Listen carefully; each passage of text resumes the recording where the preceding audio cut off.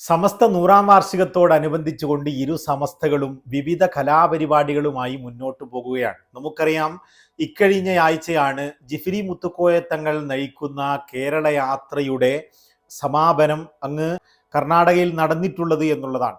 അതിനുശേഷം നമുക്കറിയാം, സമസ്ത AP വിഭാഗം കാന്തപുരം ഉസ്താദിൻ്റെ നേതൃത്വത്തിലുള്ള സമസ്തയുടെ കേരള യാത്രയും കാന്തപുരം നേതാവായും അതുപോലെ തന്നെ പേരോട് അബ്ദുറഹ്മാൻ സഖാഫി, പേരോട് ഉസ്താദും അതുപോലെ ഖലീലുൽ ബുഖാരി തങ്ങളും ഉപനായകന്മാരായും കാസർഗോഡ് നിന്ന് ആരംഭിച്ച് തിരുവനന്തപുരത്ത് അവസാനിക്കുന്ന കേരള യാത്ര 2 ദിവസങ്ങൾക്ക് മുമ്പ് ആരംഭം കുറിച്ചു എന്നുള്ളതാണ്. എന്നാൽ ജിഫ്രി തങ്ങൾ നേതൃത്വം കൊടുത്ത ജാഥ ഒരു ഭാഗത്ത് നിന്ന് തിരുവനന്തപുരം അല്ലെങ്കിൽ തമിഴ്നാട് നിന്ന് ആരംഭം കുറിച്ചത് മുതൽ തന്നെ ഒരു വിഭാഗം മുസ്ലിം ലീഗ് അനുകൂലികൾ അല്ലെങ്കിൽ മുസ്ലിം ലീഗ് അതിനെ ബഹിഷ്കരിക്കുമെന്ന് പറഞ്ഞ വാർത്തയാണ് നിറഞ്ഞു നിന്നിരുന്നത്.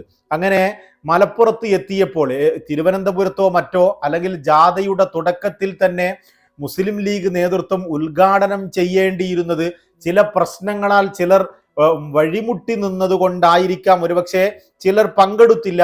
അങ്ങനെ ലീഗിലെ ഒരു നേതാക്കളും പങ്കെടുക്കാത്ത അവസ്ഥ തുടർന്നു വരികയും മലപ്പുറത്തെത്തിയപ്പോൾ എല്ലാവരും ഒന്നിച്ചേർന്ന് ഉദ്ഘാടനം അങ്ങ് തിരുവനന്തപുരത്തുള്ള ഉദ്ഘാടനം മലപ്പുറത്ത് കടം വീട്ടുകയും ചെയ്ത സംഭവം നമ്മൾ കണ്ടതാണ്.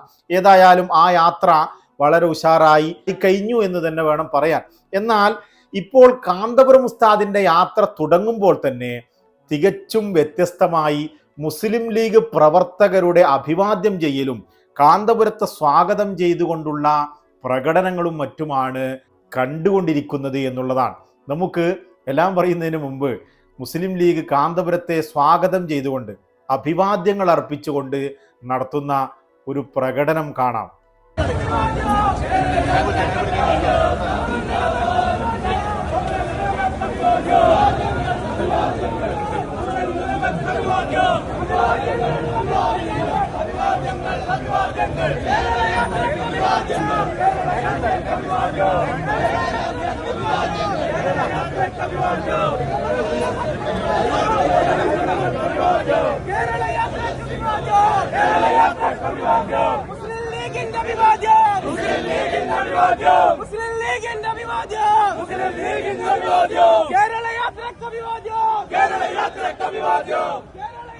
അപ്പൊ അതാണ് അഭിവാദ്യങ്ങൾ, അഭിവാദ്യങ്ങൾ, കേരള യാത്രക്ക് അഭിവാദ്യങ്ങൾ, അഭിവാദ്യങ്ങൾ, അഭിവാദ്യങ്ങൾ, മുസ്ലിം ലീഗിൻ്റെ അഭിവാദ്യങ്ങൾ എന്നുള്ളതാണ്.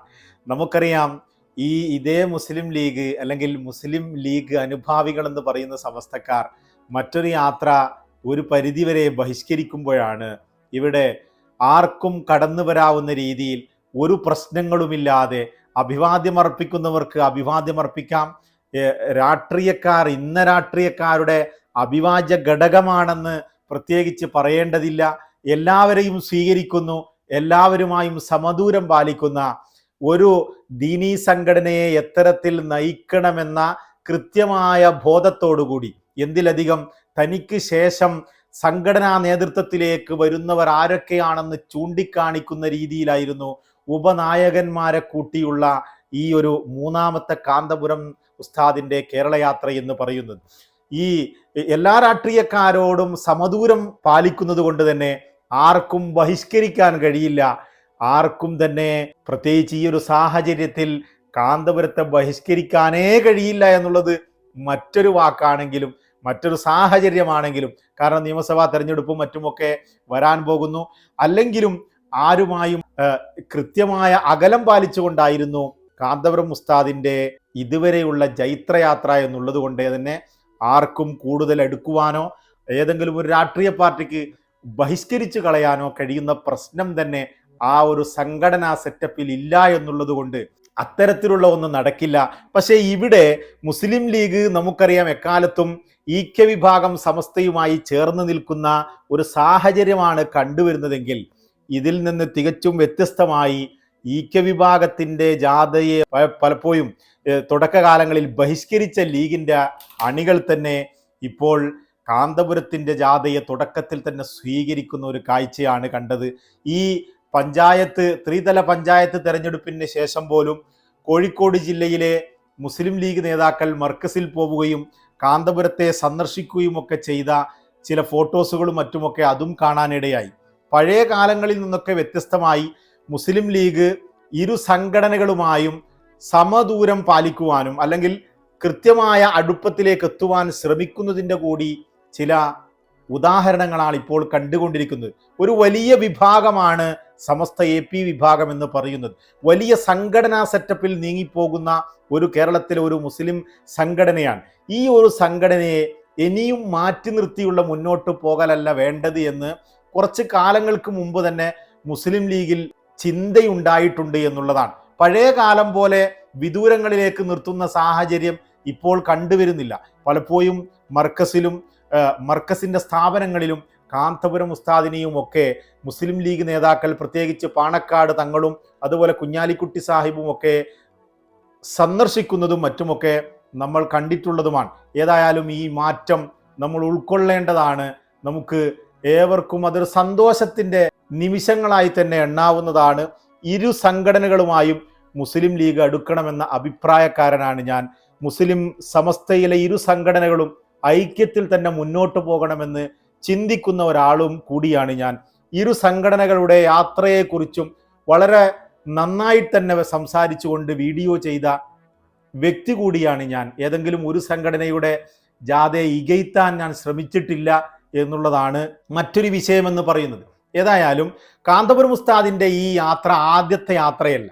ഉസ്താദിൻ്റെ മൂന്നാമത്തെ കേരള യാത്രയാണ് ഇപ്പോൾ നടന്നുകൊണ്ടിരിക്കുന്നത്. കാസർഗോഡ് നിന്ന് ആരംഭിച്ച് 16-ാം തീയതി തിരുവനന്തപുരത്ത് അവസാനിക്കുന്ന രീതിയിലാണ് ഈ യാത്രയുടെ ഒരു ഘടന എന്ന് പറയുന്നത്. ഇപ്പോൾ കാസർഗോഡ് ഉജ്ജ്വലമായ പരിപാടിക്ക് ശേഷം കണ്ണൂരിൽ പ്രൗഢോജ്വല സ്വീകരണങ്ങൾ ഏറ്റുവാങ്ങി നാദാപുരത്തും കോഴിക്കോടും കഴിഞ്ഞ് മലപ്പുറത്തേക്ക് കടക്കുന്ന സന്ദർഭത്തിലാണ് ഞാൻ ഈ വീഡിയോ ചെയ്യുന്നത് എന്നുള്ളതാണ്. മലപ്പുറത്തെ കാഴ്ചകളും മറ്റുമൊക്കെ വരും ദിവസങ്ങളിൽ കാണാവുന്നതാണ്. മലപ്പുറവും അതുപോലെ മറ്റു ജില്ലകളും കടന്ന് തിരുവനന്തപുരത്ത് അതൊരു സംഭവം തന്നെ ആയിരിക്കുമെന്നാണ് ഞാൻ പ്രതീക്ഷിക്കുന്നത്. കാരണം കഴിഞ്ഞ 2012-ലോ 2014-ലോ നടന്ന കേരള യാത്രയുടെ വീഡിയോയും അതിൻ്റെ പിക്ചറുകളും എൻ്റെ മനസ്സിൽ ഇന്നും തങ്ങി നിൽക്കുന്നു എന്നുള്ളതാണ്. കാന്തപുരത്തിൻ്റെ കേരള യാത്ര പലപ്പോഴും കേരളത്തെ ഇളക്കി മറിച്ചുകൊണ്ടുള്ള ഒരു പ്രൗഢോജ്വലമായ യാത്രയായിട്ടാണ് പോകാറുള്ളത്. എന്നിരുന്നാലും ഈ കാലയളവിലും ഈ ഒരു പ്രായത്തിലും അദ്ദേഹത്തിന് വിശ്രമമില്ല എന്ന് തെളിയിക്കുന്നതായിരുന്നു. ഒരു നേതാവിന് വിശ്രമമേ ഇല്ല, അത് സമൂഹത്തിന് വേണ്ടി മാറ്റിവെച്ചതാണ് ആ സമയങ്ങളൊക്കെ എന്ന് തെളിയിക്കുന്ന രീതിയിലാണ് ഉസ്താദിൻ്റെ പ്രവർത്തനം എന്ന് പറയാതെ വയ്യ. നമുക്കറിയാം 1-2 വർഷങ്ങൾക്ക് മുമ്പ് ഉസ്താദ് ഒന്ന് രോഗശയ്യയിലേക്ക് വീണുപോയതും ചെറുങ്ങനെ ഒന്ന് കിടന്നുപോയി. ആ ഒരു സമയം മാത്രമായിരിക്കും ഒരുപക്ഷെ ഉസ്താദിൻ്റെ വിശ്രമ സമയം എന്ന് പറയുന്നത്. ഉസ്താദ് എൻ്റെ കാലത്ത് ഉസ്താദിനെ വിശ്രമിച്ച് ഞാൻ കണ്ടിട്ടില്ല. ഞാൻ നേരിട്ട് കാണുന്ന ആളല്ലെങ്കിൽ പോലും കേരളത്തിലെ മതപണ്ഡിതന്മാരെയൊക്കെയും ചെറിയ ഒരു ഇളയൊരു ദീനീ സ്നേഹി എന്ന നിലക്ക് വീക്ഷിക്കുന്ന ഒരു വ്യക്തിയാണ് ഞാൻ.